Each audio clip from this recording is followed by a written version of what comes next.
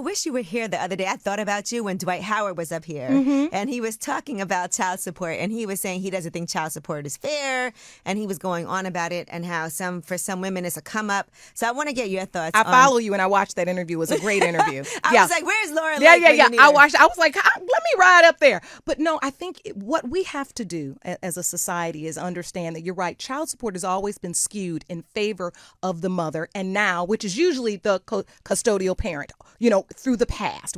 The mother usually is the person that has the child. The father is the one that goes out and work. Now things are changing. You see Halle Berry. Yeah, you took it right out of my mouth. And there are many other high-profile women who are paying child support for children, and people don't really talk about that. This is real, but I do think the laws and the way we skew child support can be unfair.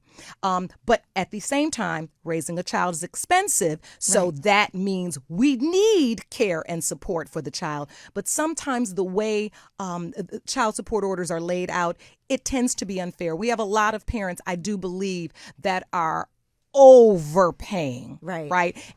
In relation to what the child's needs would be or what the income of the other co-parent is. And that is also a matter of working through the court system. If you can, petitioning. Sometimes you might petition for a reduction. And that has happened. I think that was it was a case a while ago. I'm trying to call up who it was. I can't call it right now. But there was a case where a man did go in. I think it was a professional athlete that was like, no, I pay for every single item of the kids that they need. Everything is done, insurance, schooling, and I believe the child support was lowered in that instance. So it has happened. It happened for Halle Berry, too, for her daughter. Yes. Yeah, she went back, I think, last year and got it lowered. Yes. Also. Sometimes you're able to do that. Is there a way to make child support fair? Because I know every case is so different. See, that's the problem. And that's the problem, right? Because there's no one size fits all when it comes to child support. Because then on the flip side, there's so many fathers who barely pay anything, and it's not really taking care of half the expenses. Then you have that. There's a lot of fathers, and like I said, be clear, there's also mothers as well. But there are a lot of children who are not being cared for, right?